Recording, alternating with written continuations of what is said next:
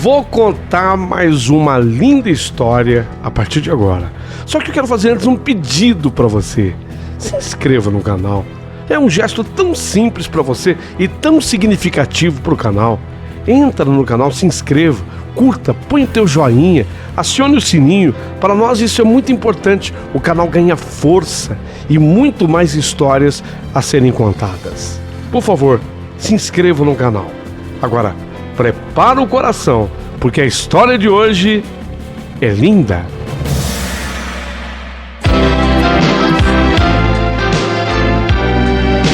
Rádio Emoção.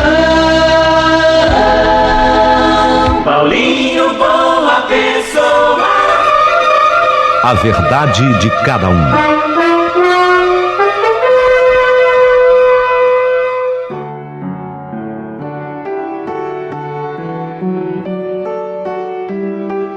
Demais essa história. Ela vai te pegar como me pegou, porque a primeira vez que eu li eu não conseguia parar de ler, e embora seja uma carta um tanto ou quanto longa, eu não parava. Eu queria até o final, e assim vai ser com você, porque você não é diferente de mim. Uma história que prende a gente do comecinho até o fim, e linda e muito surpreendente, mas muito. Você vai ficar com vontade de participar, de estar na história comigo. Começa agora mais uma história linda aqui do nosso canal. Queria lembrar que tem agora as nossas lives. Paulinho Boa Pessoa Urgente. A qualquer momento, no ar ao vivo com você, tá? Estamos em busca da definição do melhor horário. Conto com você. Ah, e pessoa, Deus te fez com perfeição, hein? Você pode ser o que você quiser. Inteligência para isso você tem. Deus a capacitou, pessoa. Então seja o que você quiser. E gentil. Talvez seja a sua grande obrigação como retribuição a essa dádiva divina. Seja gentil. Você não acha bonito? Quando você vê alguém fazendo bem para alguém, imite o gesto, copia. E você vai ver que, na verdade, a principal pessoa ajudada nessa história acaba sendo você mesma, você mesmo. Capricha aí, tá? E se sobrar gentileza, manda um valeu demais aqui pro canal do Paulinho Boa Pessoa. Tudo pronto! Começa essa história incrível. Olha, a atitude da minha mãe merece ser estudada. Tem que estudar, não se pode simplesmente ser creditada a atitude dela a uma paixão. O que ela fez foi grave e perverso. Então observe. Vivíamos em Belém, num bairro chamado Muribira. Esse é o nome do bairro. Muribira, na rua Abaeté, Belém. Éramos 7 pessoas em casa. Meus pais e 5 filhos. Eu, da escadinha de filhos, eu era a 4ª filha. E eu tinha 5 anos quando tudo isso aconteceu. A história era que aquele rapaz, morador do Rio de Janeiro, estava estudando lá na nossa cidade e no nosso bairro, porque a pretensão dele era montar uma loja de roupas para banho, moda praia. E esse rapaz carioca, ele conheceu a minha mãe. Ofereceu trabalho para minha mãe no que viria a ser a futura loja da rua Abaeté. A minha mãe aceitou o trabalho e começou a andar com esse rapaz para baixo e para cima na busca de organizar o futuro estabelecimento.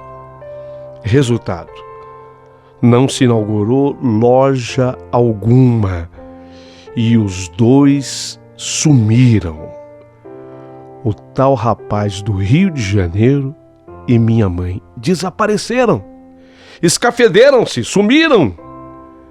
Imagine o desespero que foi na época. Eu era muito pequena, eu tenho vagas lembranças, mas se falava de tudo, que o rapaz tinha matado a minha mãe e jogado o corpo no rio. Se falava também que os dois tinham tomado um barco para compra de mobília para a loja e o barco afundou e eles desapareceram nas águas. Mas de tudo se falava. Mas a verdade só veio de fato aparecer quando eu tinha completado 6 aninhos, coisa de 8 meses depois, quando a minha mãe escreveu a primeira carta. Meu pai recebeu a missiva, a leu sozinho, sofreu muito e calado. Daí ele ter se tornado, a partir desse dia, um homem que não chorava mais. Porque antes da chegada da carta, meu pai vivia pelos cantos da casa chorando as incertezas de que de fato havia acontecido com a minha mãe. Ele não sabia, não tinha certeza, então ele vivia chorando pelos cantos. Mas depois da carta, não, ele mudou. Tornou-se amargo. Meu pai ficou fechado, um homem de poucas palavras, enérgico ao extremo, bravo. Os meus irmãos mais velhos, eles queriam saber o que estava escrito na carta, mas ele, papai, não falava absolutamente nada e dizia: esqueçam que um dia vocês tiveram uma mãe e não chorem por ela não, porque ela não merece. Era o que o papai vivia dizendo: esqueçam que um dia vocês tiveram uma mãe e não chorem por ela, porque ela não merece. Quando todo mundo pensava que ele tinha rasgado a carta ou consumido com a carta num fogo, eis que meu pai aparece em casa com uma caixa feita em madeira, e nessa caixa ele colocou um cadeado, e dentro dessa caixa ele guardou a carta. Obviamente que guardava outras coisas também, mas guardou a carta. Mas pelo que dizia papai, e era muito pouco que ele falava, ficava claro que a minha mãe tinha feito uma loucura. Mamãe havia nos abandonado, simplesmente tinha fugido de casa de Belém com um rapaz do Rio de Janeiro que iria ser o patrão dela. Esse rapaz iria ser o patrão dela, teoricamente. Veja, ela não tinha abandonado um marido, a minha mãe não tinha abandonado o marido, o que por si já tem a sua gravidade, mas ela fez algo impensável para uma mulher. Mamãe tinha abandonado 5 filhos, sendo o mais velho com 11, e os demais numa escadinha, 9, 7, 5, era a minha idade, eu, e o de 4 anos, que era o mais novinho. Destes, eu era a única menina, os demais todos eram meninos. Portanto, essa atitude da mamãe não pode ser explicada como sendo uma simples paixão. Quem faria isso nesse mundo de meu Deus por paixão? Pergunto. Mas as cartas da mamãe não cessaram. As cartas chegavam e a base era de uma carta a cada 6 meses. Mas chegavam e a ordem do meu pai era expressa, sabe? Meu pai dizia que não podíamos encostar naquelas cartas. Se um dia um de nós fizesse isso, se a gente tocasse numa carta daquela, meu pai dizia que iria queimar a mão com ferro quente. E desta vez, até para nos assustar, o papai ele colocava esse ferro no fogo, e quando o ferro ficava vermelho, ele o segurava com um grande alicate que ele possuía, uma vez que o papai trabalhava no conserto de barcos de madeira, e nos mostrava do que o ferro era capaz de fazer. Aquele ferro quente fazia estragos. E ele dizia: imagine você, isso aqui na tua mão, isso aqui na tua mão, não toque nessas cartas ninguém toca, que se alguém tocar, eu faço isso aqui com o ferro quente. Eu não estou falando da boca para fora, não. Olha, e a gente acreditava. A gente acreditava que o papai fosse de fato capaz de fazer isso. Mas era impressionante, parecia até que ele adivinhava quando a cada média, né? Cada 6 meses, em média. Parece que o papai adivinhava que iria chegar mais uma carta, porque a correspondência lhe era entregue em mãos. O carteiro parece que combinava com ele, sabe? Entregava em mãos. Aí ele entrava no quarto dele, lia a carta, sei lá por quanto tempo ele lia e relia aquilo, e aí ele guardava a carta da mamãe na caixa de madeira e fechava com um cadeado. A chegada de cada carta era a única coisa que nos lembrava que tínhamos uma mãe que tinha ido embora. Possivelmente tinha ido embora para a cidade do Rio de Janeiro. Então a chegada de cada carta era um momento de alegria, porque sinalizava que a nossa mãe estava viva. Foi quando o Elcio é o meu irmão mais velho, a gente o chamava assim, Elcinho. Foi quando o Elcinho, meu irmão mais velho, começou a trabalhar com meu pai no conserto dos barcos. E um dia, num descuido, o meu pai deixou a chave do cadeado dele, lá da caixa, dentro de um sapato que estava no barco em conserto. E meu pai saiu. Só que antes do meu pai sair, ele avisou o Elcinho, meu irmão, que ele iria demorar, porque ele iria até uma ilha chamada Combu, uma ilha que pertence à Grande Belém. Ele ia até na ilha de Combu para verificar um novo serviço num barco lá em Combu. Meu irmão sabia que era coisa demorada. E assim que meu pai saiu, meu irmão Elcinho pegou a chave que estava no sapato, correu num chaveiro e mandou fazer uma cópia. Deu tempo. Ele colocou a original no lugar, né, que meu pai tinha deixado, e ficou com a cópia. E foi assim que ele começou a ter acesso às cartas que a mamãe escrevia. Detalhe, isso só foi acontecer 7 anos depois que a minha mãe tinha partido de casa. Meu irmão já estava agora, o Elcinho, com 18 anos. Eu nunca vi o Elcinho chorar tanto. Mas ele chorou tanto que ele chegou a ficar com os olhos inchados depois que ele leu as cartas. Aí depois de ter lido e ter chorado tanto e ter ficado com os olhos inchados, ele deixou as cartas como elas estavam, na ordem que estavam na caixa, para que meu pai não desconfiasse de absolutamente nada. E aos pouquinhos ele foi nos contando, ele foi escolhendo assim os irmãos mais velhos, ia contando como estava nossa mãe, o que tinha feito a mamãe. Mas para cada um, ele falava em particular e pedia segredo, sigilo absoluto, porque se o papai descobrisse o que ele havia feito, papai seria capaz de matá-lo. Eu, devido à minha idade, eu fui uma das últimas a saber. Eu tinha 12 anos de idade quando o Elcinho me contou que a minha mãe vivia bem no Rio de Janeiro e que todas as cartas que ela escrevia, ela perguntava sobre mim também. Lógico, perguntava de todos os filhos. E como eu era menina, ela perguntava como é que está a minha menina. E ela pedia para o meu pai, porque as cartas eram endereçadas ao meu pai. Então ela pedia para o meu pai que nos mandasse para lá para o Rio de Janeiro.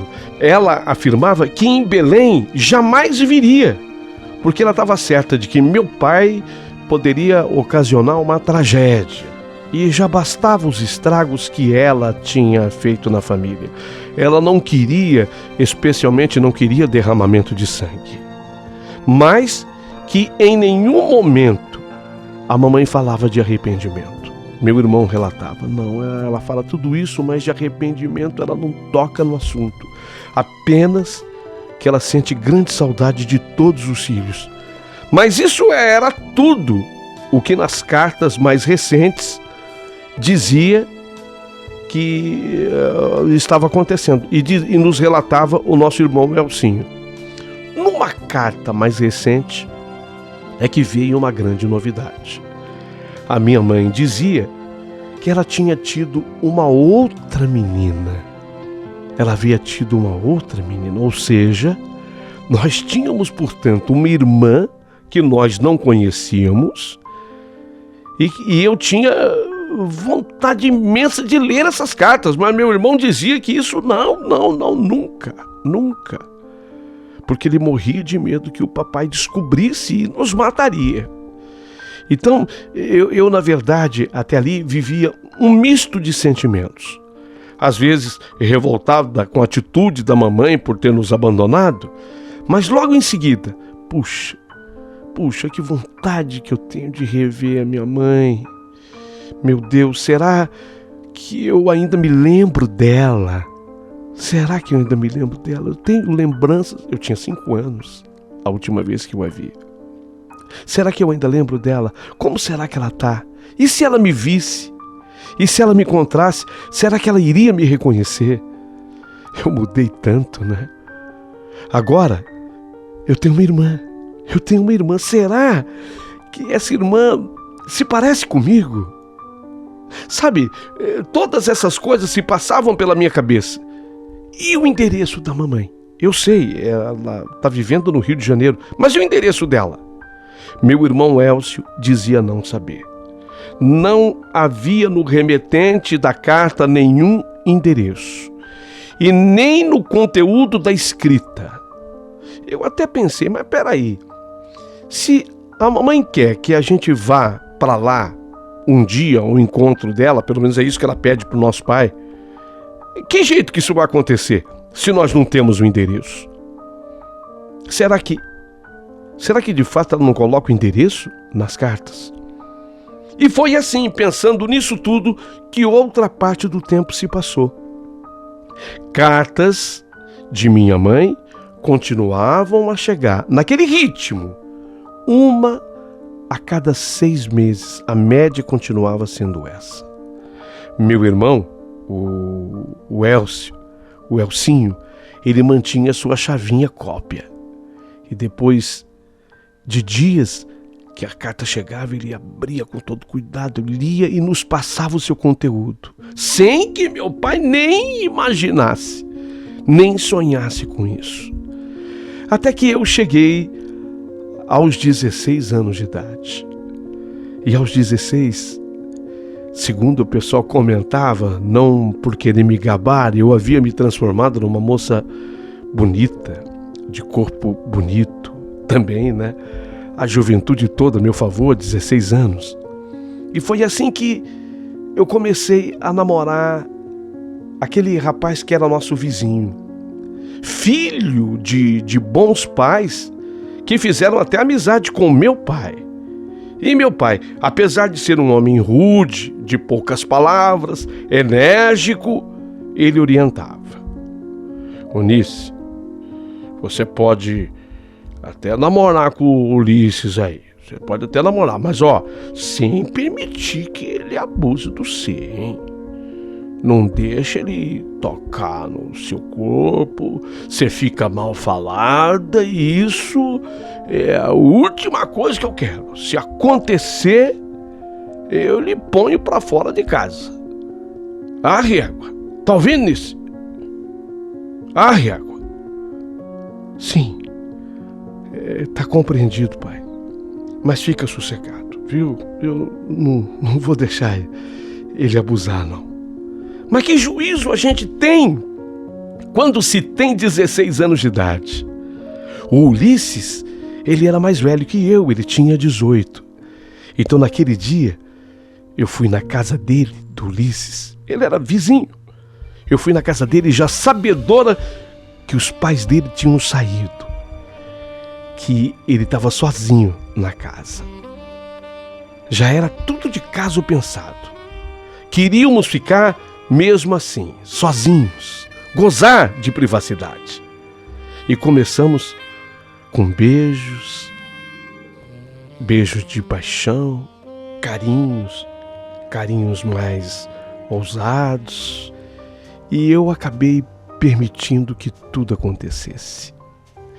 Perdi a minha roupa na sala e, como nasci, eu caí com Ulisses na cama do seu quarto. Naquela tarde quente de Belém, enquanto a chuva, mas de tão forte que a chuva caía, zunia na janela e sobre o telhado, zunia de tão forte que era a chuva. Enquanto a chuva batia forte lá fora, dentro daquele quarto, eu e ele pudemos nos entregar com direito a gritos até gritinhos de prazer, sem que ninguém pudesse nos escutar. O barulho da chuva nos ajudava. Mas o meu pai que tinha visto o momento em que eu entrei na casa do Ulisses, papai imaginava que os pais dele e Ulisses estivessem em casa. Mas eu comecei a demorar muito para voltar. Quando normalmente eu ia de tarde na casa, eu ficava um pouquinho e voltava, até porque eu tinha um monte de obrigação para fazer na minha casa.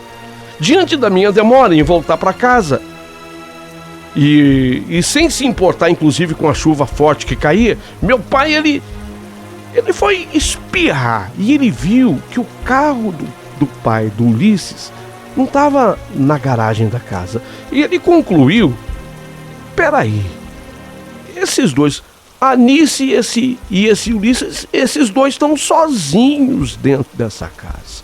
Estão sozinhos. E meu pai não titubeou. Ele entrou. A porta da frente da casa estava destrancada. Olha o descuido. Ele entrou. O barulho da chuva, que no momento nos ajudou, agora atrapalhou, porque nós não escutamos passos e nem barulho do meu pai. E nós levamos o maior susto do mundo quando meu pai gritou: que sem vergonhice é essa, Nice? Que sem vergonhice é essa, Nice? Meu Deus, eu queria estar morta nesse momento.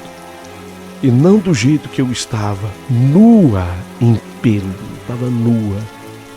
Meu pai não poupou ninguém. E foi dando tapa, batendo, xingando e falava para mim, olhando para mim, dedo em riste quando não estava dando tapa: você puxou a sua mãe, você não presta, igualzinha a sua mãe. Você não presta, você é igual a sua mãe. E eu sei que por impulso eu aproveitei um descuido do meu pai, que agora xingava também, e deu uns tapas também no Ulisses, que eu consegui sair do quarto e eu corri para casa. Mas veja, eu corri para casa nua. Eu corri para minha casa, não deu para pegar roupa, a roupa tinha esquecido na sala. Pegar roupa de que jeito? E o medo do meu pai, e apanhando como eu estava, eu corri nua no meio da chuva. Ainda bem que chovia, senão os vizinhos todos teriam também me visto pelado. Alguns até viram. Eu entrei na minha casa correndo e me tranquei no banheiro, que era o lugar mais seguro para eu ficar naquele momento. Em seguida, eu ouvia que meu pai tinha voltado para nossa casa e batia na porta do banheiro agora. Ele batia na porta do banheiro. Batia forte. Na porta do banheiro, batendo forte. E ele não só batia forte na porta do banheiro, como ele gritava, batendo forte na porta do banheiro: vai ser do jeito que eu lhe prometi, sua sem vergonha. Hoje você vai embora dessa casa, Nice. Você é da mesma laia da sua mãe. Você é de gente sem vergonha. Aqui, gente sem vergonha não cabe, eu não quero. Pois pode sair daí desse banheiro. Eu não lhe bato mais. Eu prometo que eu não lhe bato mais. Mas olha, saia daí desse banheiro e arrume suas coisas e suma de casa, suma da minha vida, suma! E nunca mais apareça. Faz igual sua mãe fez, já que você é da mesma laia dela. Vai, Nice, tô esperando, sai desse banheiro. Eu não vou te bater mais, mas você vai sumir de casa. Meus irmãos chegaram, voltaram do trabalho, tentaram apaziguar, e eu trancada dentro do banheiro. Tentaram apaziguar, acalmar, mas meu pai continuava irredutível, dizendo: não lhe bato mais, mas não quero você mais aqui em casa. E assim, naquele fim de tarde, eu deixei a minha casa. Saí com um saco plástico e algumas peças de roupa dentro, mas saí sem rumo. Foi quando o Elcio, o meu irmão mais velho, então com 22 anos, ele correu atrás de mim. Ele tinha uma namorada de nome Rita, e ele correu atrás de mim, me alcançou e falou: ô Nice, olha, você faz o seguinte, você vai para casa da Rita. Você tá entendendo? Você vai para casa da Rita. Eu peço para ela para você dormir lá hoje. E amanhã a gente vê o que faz, a gente vê com calma. Tudo vai se acertar, tá? Mas você não vai ficar na rua, você vai para casa da Rita, minha namorada. Eu agradeci e fui para casa da Rita. Ela me recebeu bem. E não demorou muito tempo, ele, Elcio, apareceu por lá para pedir, de fato, a ela e aos pais dela que me recebessem em casa. Mas era aquela história. Eu poderia sim ficar na casa da Rita, mas não era uma coisa definitiva. Eu podia ficar por um dia, 2, no máximo 3. Não mais do que isso, porque a casa da Rita era pequena e ela tinha também vários irmãos. Mas para mim já estava legal, estava bom demais. E o meu irmão dizia: agora você calma, você vai ficar aí hoje, amanhã a gente conversa, porque nada como um dia após o outro. Ela, a Rita, me colocou para eu dormir num colchão que o meu irmão dormia quando ele ficava na casa dela. Meu irmão dormia naquele colchão. Esse colchão já ficava embaixo de uma outra cama de solteiro. Mas veja, destino é destino, né? Veja, destino é destino. Quando eu puxei o colchão, o colchão já estava com aquele lençol de elástico, sabe? Não era o colchão puro, não. Ele já estava com o lençol, já ficava assim pronto, porque aquele colchão era usado pelo meu irmão quando ele ia lá, e ia lá sempre. A casa da Rita era bem distante da minha, meu irmão ia lá sempre. Então aquele colchão já ficava com aquele lençol com elástico. Quando eu puxei o colchão, eu senti que debaixo do lençol tinha alguma coisa. Aí eu enfiei a mão e puxei. Era um envelope. Era um envelope com uma carta dentro. E era uma carta da minha mãe. Meu Deus, eu na hora, eu comecei a tremer.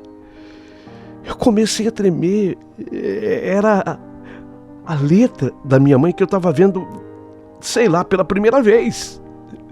Eu não tinha visto a letra dela, eu não lembrava de ter visto a letra dela.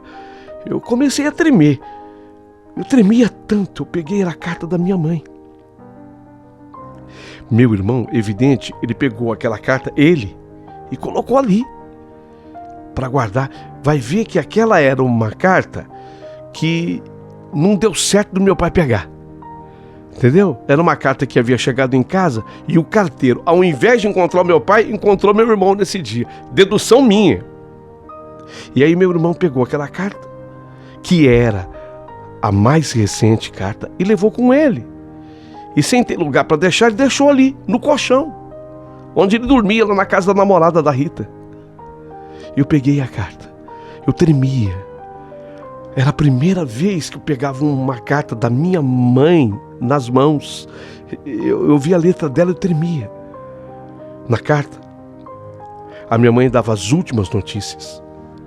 E ela insistia com o meu pai, porque, lógico, a minha mãe sempre escrevia se dirigindo a meu pai, não aos filhos.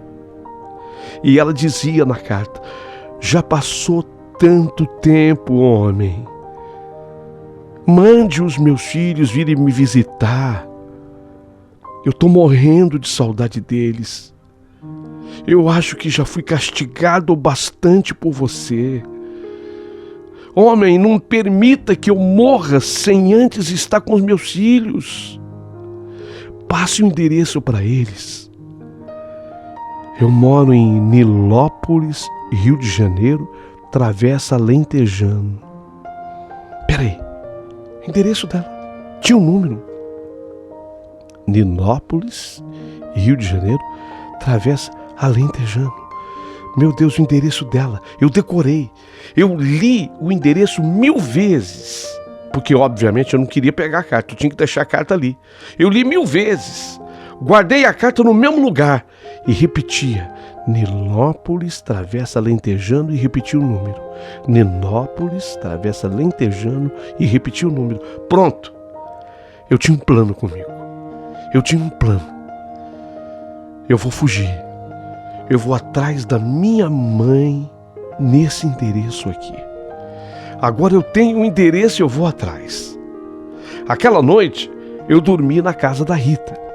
E no dia seguinte eu tomei um banho logo cedo, vesti a minha melhor roupa e eu falei para ela, para a Rita, que eu ia atrás de um emprego. A Rita estranhou porque eu queria levar comigo um saco de roupas que eu havia levado. Mas eu me desculpei. Sabe o que é, Rita? Se eu arranjar um emprego e for para eu morar no trabalho, eu já tô com as minhas coisas, entendeu? Aí ela falou, não, tudo bem, mas se você encontrar esse emprego para morar, depois você vem buscar as coisas aqui. Como é que você vai levar esse peso com você agora à toa? Vai te atrapalhar? Não, tá levinho, não tem quase nada. E outra coisa, sabe, Rita, é bom que a pessoa que me olhar assim com esse saco já sabe que eu quero o emprego e a moradia, entendeu? Entendeu, Rita? Olha, eu fui convincente no que eu falei, eu convenci a Rita, e foi assim que eu saí da casa dela. Meu objetivo não era arrumar emprego, era outro, e vocês já sabem. O meu objetivo era ir embora de Belém para o Rio de Janeiro ao encontro de uma mãe, da minha mãe, que havia me deixado quando eu tinha 5 anos. 11 anos depois, eu tinha 16 agora. Eu iria surpreendê-la. Eu tinha até uma irmã que eu nem conhecia. E era para lá que eu iria. E eu afirmei comigo, é para lá que eu vou. É para lá que eu vou. Só que tem um detalhe. E dinheiro para eu fazer isso? Eis a questão. Detalhe, e dinheiro para fazer isso? Olha, eu tinha em valores de hoje coisa de R$20 que meu irmão Elcio me havia dado. Mas isso não dava para nada. R$20? Então eu tive a ideia. Eu vou para a beira da BR-316, no Alto Posto Benevides. Lá é a grande parada dos caminhoneiros. Alguém haverá de ir para o Rio de Janeiro e me dará uma carona. Cheguei lá, BR-316, Alto Posto Benevides. Sem mentira nenhuma, gente.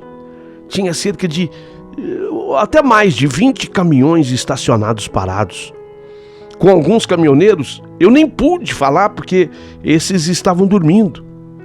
Mas com quem eu falei, incrível, nenhum ia para a cidade do Rio de Janeiro. Mais de 20 caminhões, ninguém ia para a cidade do Rio de Janeiro.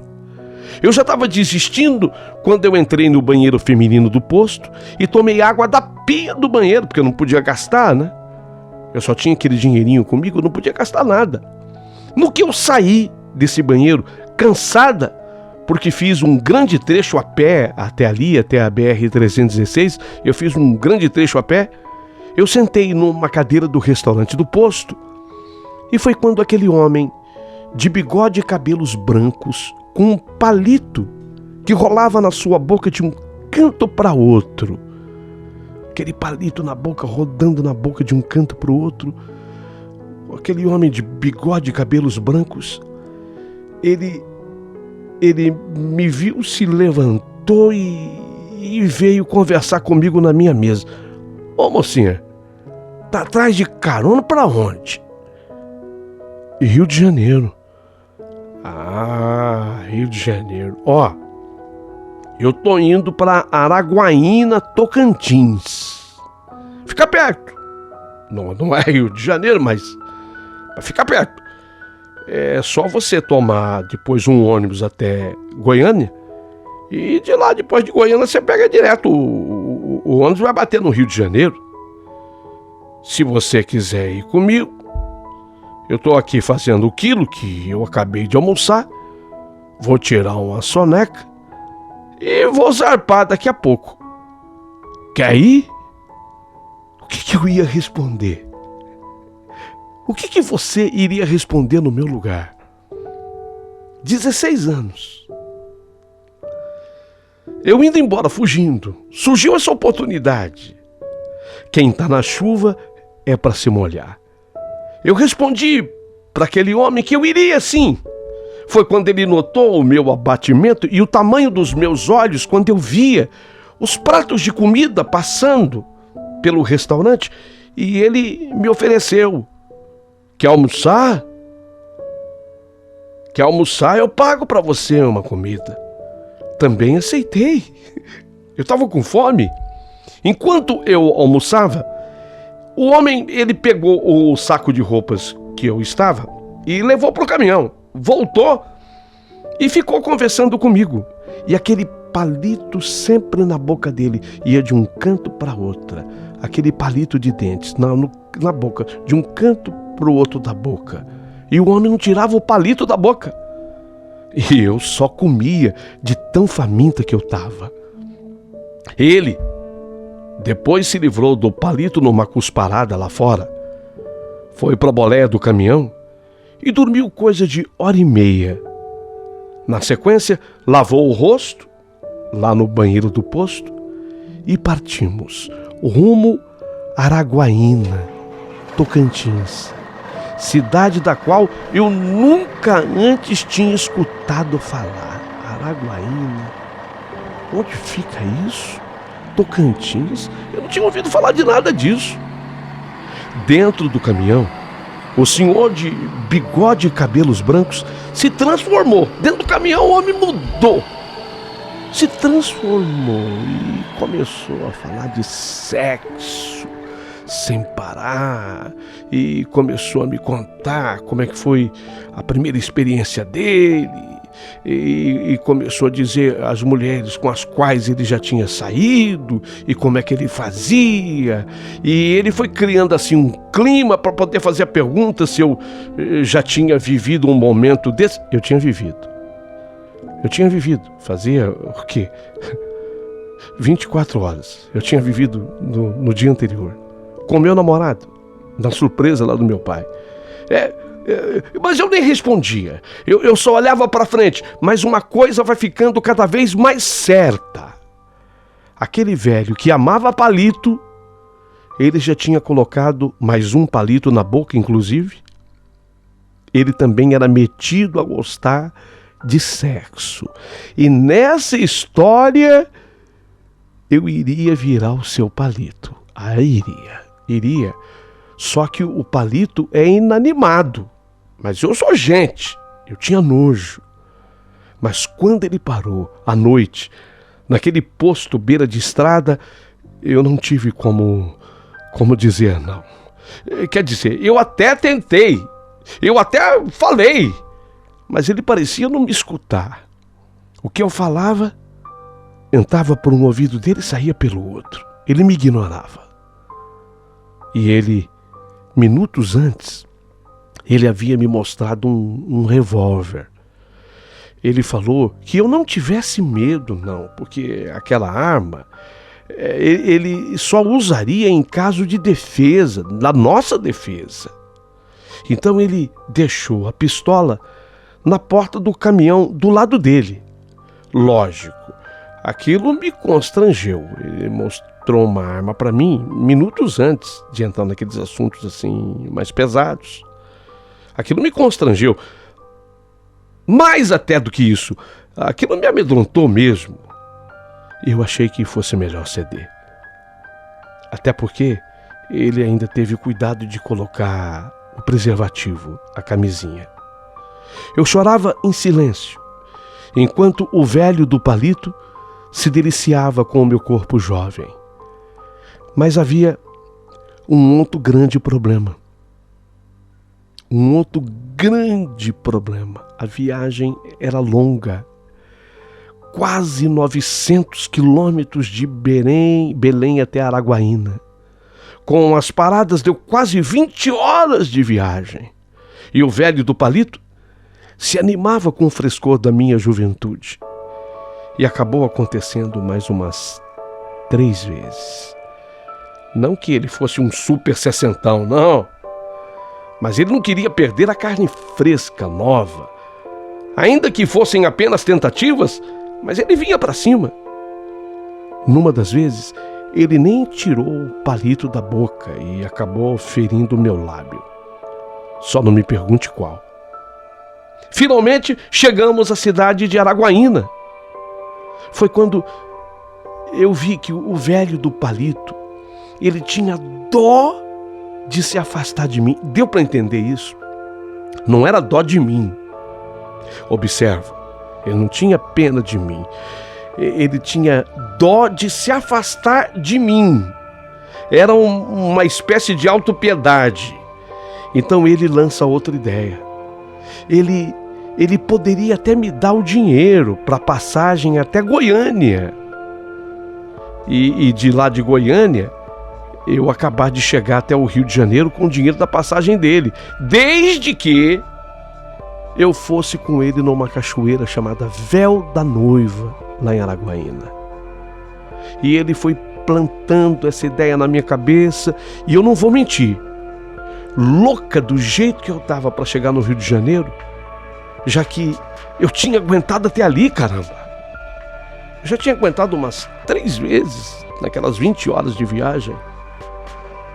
Mas uma ida na cachoeira não iria alterar tanto as coisas assim. E depois, em Araguaína, ele comprou biquíni para mim, comprou outras peças de roupa. Foi até com esse biquíni novo que ele me levou à cachoeira. Mas foi lá, sabe, na cachoeira, que na volta ao caminhão, eu estava só com o biquíni, ele veio de novo para cima de mim. E desta vez, ele não usou preservativo, acho que tinha acabado. Ele não tinha camisinha e tudo aconteceu. Terminado o passeio na cachoeira, era hora de nos apartarmos. A gente teria que se separar.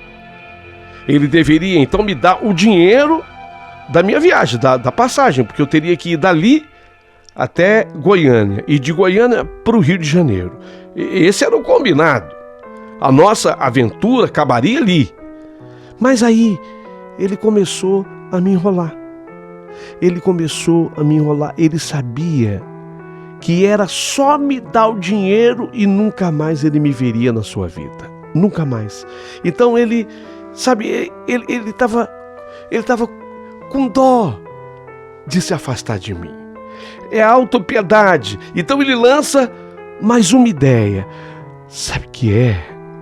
Nice, aqui em Araguaína tem um hotel muito bom. Chamado Ipanema. É um hotel considerado 5 estrelas. Hotel bom daqui. É o melhor. O pessoal fala que é o melhor. Eu vou dormir lá hoje. É 5 estrelas o hotel. Dorme comigo lá, vai. Dorme comigo. Amanhã eu lhe dou o dinheiro e você vai. E você segue a tua viagem. Vai. Faz isso por mim. Ô Nice, faz isso por mim. Fiz tanto por você. Velho miserável, cachorro, sem vergonha. Tá. Mais uma noite. Eu vou dormir pelo menos numa cama de hotel. E com esse nome, Ipanema, deve ser bom mesmo hotel, né?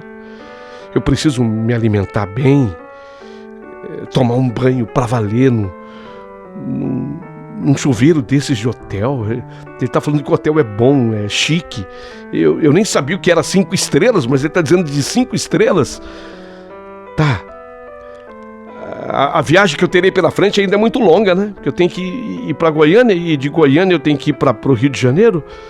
Eu fui pro hotel Ipanema. Lá ele me hospedou, ele fez a ficha como se eu fosse filha dele. Na recepção do hotel, ele colocou eu como filha dele. Olha que cachorro, que sem vergonha. Filha dele. À noite, na cama, ele até tentou. De novo, sabe? Ele até tentou. Mas ele ficou impaciente. Depois de nada conseguir, eu fingia que eu estava dormindo. E resmungando, ele dormiu também. E eu... Bom, ninguém é de aço. Eu acabei dormindo. No dia seguinte, de tão cansada, eu acordei umas 9 horas da manhã no hotel. Não havia ninguém no quarto quando eu acordei. Tomei um banho, me troquei e desci para o café da manhã. Nossa, eu nunca tomei um café da manhã daqueles. Que delícia! O tal do Hotel Ipanema era bom mesmo. Durante o café, bom, primeiro que tinha de tudo. Tinha de tudo, frutas tropicais, pães de tudo que é tipo, bolo, sem contar o leite, o café, tinha chá, tinha sucos. de várias frutas. Olha, uma delícia o café da manhã. Mas não foi só isso, não. No café da manhã eu vi que aquele rapaz, ele não tirava os olhos de mim. Não tirava os olhos de mim. Esse rapaz devia ter mais ou menos uns 22 anos de idade. A idade do meu irmão Elcio. E esse rapaz era muito bonito, sabe? Corpo atlético. Ele estava só de bermuda e camiseta. Um relógio bonito assim no pulso. Vi as pernas do rapaz bem definidas. Me deu a impressão de que fosse um atleta o rapaz. Mas me levantei antes dele se levantar. E eu fui até a recepção e perguntei pelo meu, entre aspas, pai, né? Lembram? Ele tinha me registrado no hotel como filha dele. E eu perguntei pro moço da recepção, e o meu pai? Pai de Araque, né? Pai de Araque. Perguntei lá do meu pai. O rapaz da recepção me falou, olha, o seu Divaldo, ele pediu para você esperá-lo pro almoço aqui no hotel, que ele foi buscar algo para você, mas pra você não sair, que ele tem uma grande surpresa para você hoje. Tem uma grande surpresa. Pra você não sair, tá? Pra você esperar seu Divaldo aqui. Poderia até ter ficado feliz, só que não. Eu poderia até ter ficado feliz, uma grande surpresa. Só que não. Me toquei. Pensei, o velho do palito não vai mais me deixar. Não vai me deixar embora, não. Esse velho, ele me quer pra ele. E se eu bobear, eu fico nas garras dele. Quer saber de uma coisa? Eu vou me embora. Eu vou me embora antes que ele volte, antes que ele chegue com a tal da surpresa. Nem pensar. Eu vou me embora. Fui pro quarto, peguei a minha mochila. Sim, o velho do palito havia comprado uma mochila para mim. Eu não tinha mais um saco de plástico para levar minha roupa, eu tinha uma mochila agora. Peguei a minha mochila, não deixei nada para trás. Até aquele chinelinho que o chinelo dá, te dá um chinelinho pra você tomar um banho, né? Eu me lembro um parzinho de chinelo branco. Até aquele chinelinho eu coloquei dentro da mochila. E decidida a ir embora, eu saí do quarto. No que eu chego na portaria, eu escutei o rapaz da recepção conversando com aquele rapaz que não tirava os olhos de mim durante o café. Eu ia passar direto por eles. Ia ganhar a rua para ir embora, né? Que eu queria ir embora. Mas eu parei nos meus passos quando eu escutei o rapaz da recepção do hotel conversando com o rapaz. Ô, Celo, entendi, Celo, é o nome dele. Ô, Celo, que pena, rapaz, que você vai embora do Torão do Norte. Torão do Norte? Uai, pensei nessa hora. O cara é peão. Torão do Norte. Eu escutei, o rapaz falou, o cara é peão. Nada disso, porque a conversa prosseguiu. E disse o rapaz da recepção para ele: Celo, o time vai sentir demais sua falta, viu? O time vai ficar fraco agora sem você. Você tá voltando para Goiânia? Time... Lógico, o cara é jogador. Bem que eu tava vendo o porte físico, as pernas, e Torão do Norte deve ser o time daqui, o apelido, né? Do time do Araguaína Futebol Clube. E ele tá indo pra Goiânia. Pra onde eu tenho que ir? E pelo jeito, ele tá indo agora. E com aquelas malas todas, será que ele tá indo de carro? Se for de carro, eu vou pedir uma carona para ele. Porque ele parece que gostou de mim. Pelo menos ele não tirava os olhos de mim no salão do café. Eu saí e fiquei estrategicamente colocada na calçada. Foi quando eu vi o Celo sair. Era o meu momento de abordá-lo. Oi... Bom dia. Escutei o rapaz falando com você. Você está indo para Goiânia? Sim, estou. Nossa, que coincidência. Eu também estou indo para lá. Será que você pode me dar uma carona? Ele ficou assim, me olhando, ficou em silêncio. E depois de me olhar e ficar em silêncio, ele falou: olha, posso, mas saiba você que essa é a primeira vez que eu faço essa viagem de Araguaína a Goiânia de carro. Porque eu sempre vou para lá, mas eu vou de avião. Pego um avião até Brasília. E de Brasília eu chego lá através de ônibus ou algum carro alugado. É a primeira vez que eu tô indo de carro. Eu vou sempre de avião. Mas como eu tô indo embora do time local, eu jogava aqui no Araguaína Futebol Clube. Ah, sei. Então, como eu tô indo embora, em definitivo, do time local, eu comprei o meu carro aqui e eu tenho que levar, né? Então, dessa vez, eu vou de carro. Você deu sorte. Mas você tá sozinha? Sim. Algum problema de eu estar sozinha? Não. É que a viagem é longa. Longa? Não é pertinho. Porque do jeito que o velho do palito me falava, parecia que de Araguaína a Goiânia era pertinho. Não é pertinho, não. São mais de 1.100 quilômetros. É longe. Meu Deus, o velho do palito me enganou. Então, mais de 1.000 quilômetros, mais de 1.100 quilômetros até Goiânia. Achei que fosse do lado, do jeito que ele me falava. Celo colocou a bagagem no carro. E eu, mais do que depressa, joguei a minha mochila também lá dentro. E, pelo menos agora, eu entrei no carro de um gato. Porque era o que o Celo era, um gato. Ele ligou o carro, que me parecia ser um carro novo. E antes que o velho do palito voltasse, graças a Deus, ele acelerou e nós saímos. Ganhamos a estrada de Araguaína, o destino Goiânia. Ele disse que teria que passar por Brasília, mais de 1.000 quilômetros até lá. Aí de Brasília para Goiânia ficava perto. Aí de Brasília a Goiânia era perto. Então nós teríamos muito chão pela frente. Só que nessa viagem ele achou estranho, primeiro de eu estar sozinha, e depois ele perguntou a minha idade.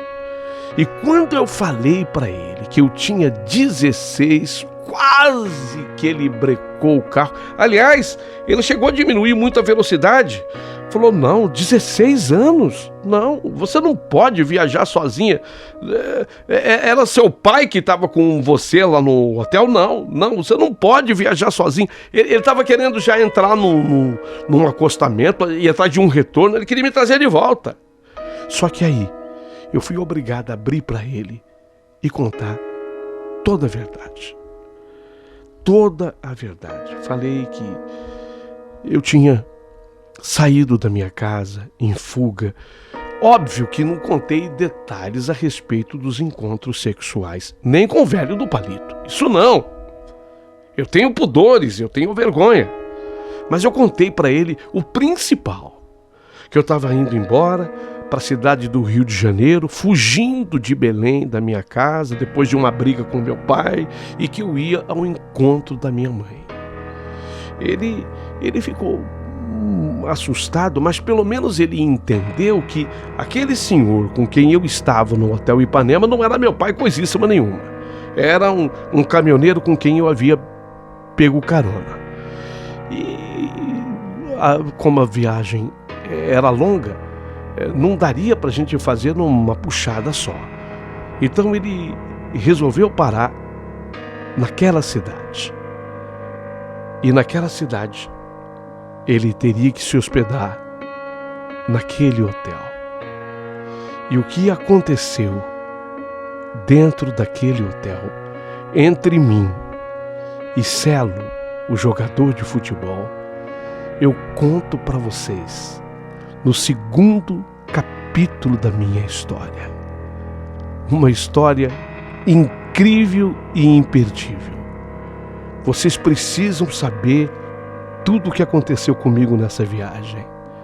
E tenho certeza que vocês vão se surpreender com o final da minha história. Não perca a segunda parte da minha história, que está aqui, nesse canal. Ouça a segunda parte agora.